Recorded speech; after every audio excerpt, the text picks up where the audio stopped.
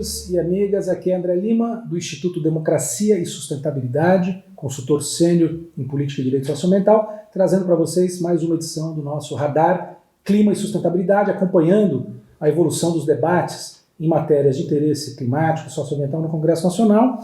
E a verdade é que fechamos aí o primeiro semestre de 2022, um ano importante, né, ano eleitoral, sem grandes, vamos dizer assim, grandes derrotas nas pautas socioambientais. Infelizmente, a gente tem vivenciado, vocês sabem disso, um processo de resistência muito forte, né, a uma avalanche de propostas antiambientais e anti-agenda climática, né, na Câmara dos Deputados, sobretudo, e que vem chegando ao Senado.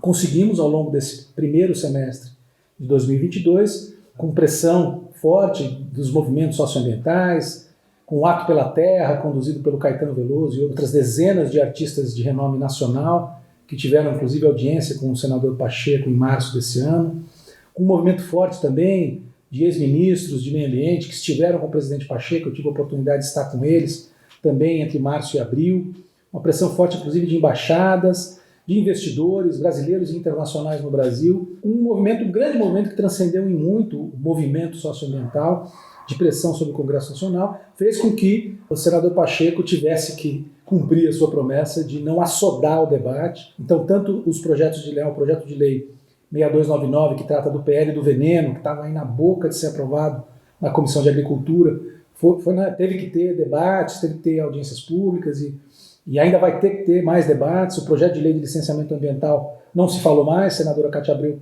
não surgiu mais com a ideia do seu relatório, que vinha com força total no final do ano de 2021.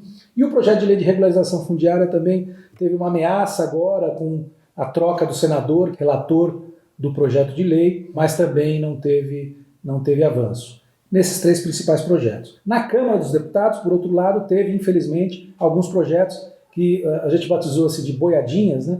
São projetos ruins, são projetos que comprometem a agenda socioambiental, que estão avançando aos poucos na Comissão de Meio Ambiente e Desenvolvimento Sustentável da Câmara dos Deputados, e nós pedimos para os nossos amigos da Pulso Público, que faz um acompanhamento do Congresso Nacional como Secretaria Executiva da Rede de Advocacy Colaborativo, nós pedimos que eles falassem um pouco para nós aqui, trouxessem um pouco do que aconteceu, sobretudo na Comissão de Meio Ambiente e Desenvolvimento Sustentável da Câmara, nesse período aí desse primeiro semestre, sobretudo aí nos últimos 3 meses, e o Ícaro vem falar para nós aí da Pulso Público. Diz aí, Ícaro, o que aconteceu aí nos últimos meses em relação à pauta socioambiental na comissão, sobretudo na Comissão de Meio Ambiente e Desenvolvimento Sustentável da Câmara.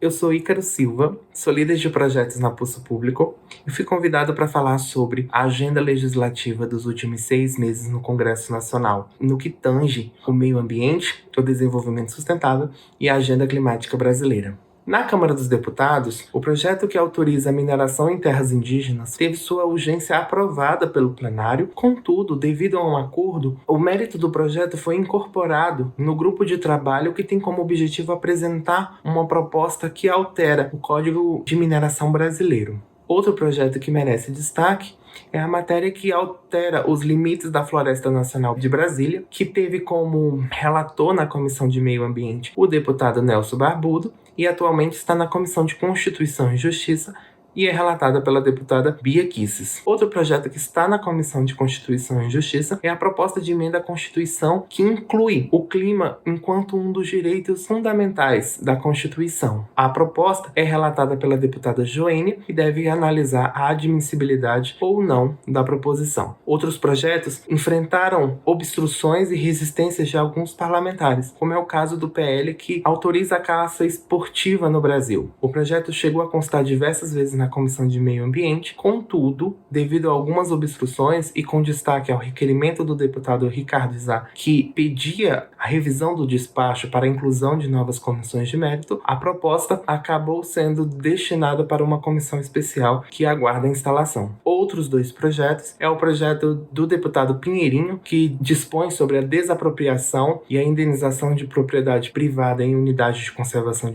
em domínio público, que atualmente está na Comissão de Meio Ambiente, ambiente chegou a constar algumas vezes na pauta das reuniões, contudo foi retirado de pauta pelo deputado Rodrigo Agostinho, que é relator da matéria. Outro projeto que altera o Código Florestal nesse caso é o projeto que concerne ao uso eventual de madeira nas pequenas propriedades rurais familiares. O projeto chegou a constar também na pauta da Comissão de Meio Ambiente, contudo, foi pedido vista, foi pedido verificação de quórum e acabou não sendo analisado. A perspectiva é que esse projeto especificamente retorne à pauta da comissão após o recesso. O Senado é marcado por segurar, mas avançar alguns projetos também. 2 projetos foram aprovados pela Comissão de Agricultura da Casa Legislativa, que é o PL do autocontrole e o PL que autoriza a construção de reservatórios de água em APPs. Os projetos, apesar de aprovados em regime de conclusão, receberam recursos dos senadores para que sejam analisados dentro do plenário. Ambas as proposições aguardam o Colégio de Líderes do Senado para ver se vão à pauta ou não. Outros projetos que se mantevem seguros foram o projeto de licenciamento ambiental, que foi aprovado pela Câmara dos Deputados, contudo, a relatora na Comissão de Meio Ambiente e de Agricultura, a senadora Cátia Abreu, não chegou a apresentar o relatório. Na contramão, alguns senadores ligados ao agronegócio decidiram abandonar a estratégia da Câmara e seguir com o PLS 168 de 2018, que trata sobre o mesmo assunto. Nesse sentido, o senador Zequinha Marinho foi designado como relator do projeto na CCJ do Senado Federal, apresentou um relatório, contudo não chegou a ser pautado. O projeto de regularização fundiária também não avançou na Casa Legislativa. O senador Carlos Fávaro, que era relator também na Comissão de Meio Ambiente e na de Agricultura, acabou pedindo licença nos últimos dias por conta de alguns assuntos pessoais e de saúde. A perspectiva é que o projeto não avance enquanto o titular não retornar à casa. Por fim, o projeto dos agrotóxicos, que chegou a ser lido o relatório na Comissão de Agricultura pelo próprio relator, o senador Assir Gugax, contudo, não chegou a ser pautado graças à intervenção, por exemplo, do presidente Rodrigo Pacheco. A ideia é que tenha mais uma audiência pública para ouvir outras pessoas sobre o assunto e que o projeto avance pós-recesso. Pois é, como vocês viram, ainda tem mais retrocessos sendo debatidos na Câmara. E o que há de vir agora nesse próximo semestre, que começa agora, na primeira semana de agosto, um esforço concentrado também na Câmara dos Deputados. Haverá outro esforço concentrado, que é o período em que os parlamentares vão concentrar votações nessa época de eleição, primeira semana de agosto, última semana de agosto, 2 períodos na Câmara. No Senado ainda está sendo debatido se vai haver ou não e quando serão esses períodos de esforço concentrado para votações de matéria no Senado. E o que se espera? É que não haja nenhum projeto de muita relevância ao longo desse processo de esforço concentrado votado, nem na Câmara nem no Senado, em matéria socioambiental, pelo menos. A pauta é muito extensa, muitas outras matérias de relevância e de interesse para o governo. Muito provavelmente pautas ambientais não vão avançar nesse período. Mas o alerta máximo que a gente chama é para as semanas seguintes às eleições. Então, depois da votação do segundo turno, o Congresso deve voltar com tudo, porque aí o que acontece? Parlamentares reeleitos vêm com força total, tentando resolver os problemas antes da virada de legislatura. Parlamentares não reeleitos precisam aproveitar o resto de poder que tem para tentar deixar alguma marca. Então, muito provavelmente, os meses de outubro, mas principalmente novembro e dezembro, serão meses de muita pressão para que os projetos que não avançaram, sobretudo em matéria socioambiental, sejam votados. Então, alerta máximo aí, acionem seus parlamentares, no Senado, na Câmara, para ficarem de olho, porque de fato haverá uma pressão muito forte. Agora, além disso, nós vamos tentar, na Câmara ainda, aprovar o relatório da deputada Joênia Carvalho, Joênia Wapichana, relatora da PEC 37, que é a PEC da Segurança Climática, pelo menos na CCJ da Câmara dos Deputados, antes da COP do Clima, no Egito. Quem sabe com o clima da COP do Clima a gente consegue uma mobilização na Câmara dos Deputados para tentar votar pelo menos num turno, essa PEC ainda na Câmara esse ano, antes da COP.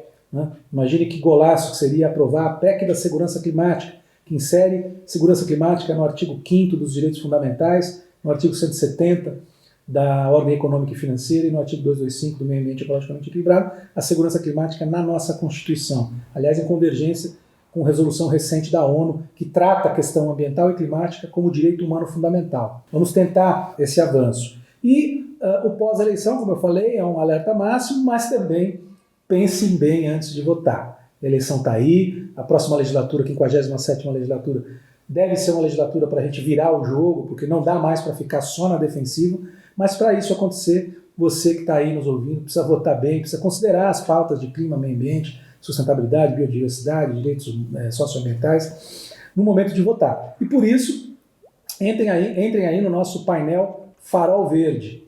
O farolverde.org.br vai ser um grande painel que disponibiliza dados e informações sobre candidatos que estão assumindo compromissos com as pautas que eu falei aqui, clima, meio ambiente, biodiversidade, sustentabilidade, direitos indígenas, direitos socioambientais, tá? farolverde.org.br. Entre lá, escolha seu candidato, divulgue, para não lamentar depois, e quem sabe a próxima legislatura ser uma legislatura próspera, produtiva e de vanguarda nas nossas pautas aqui. Um abraço.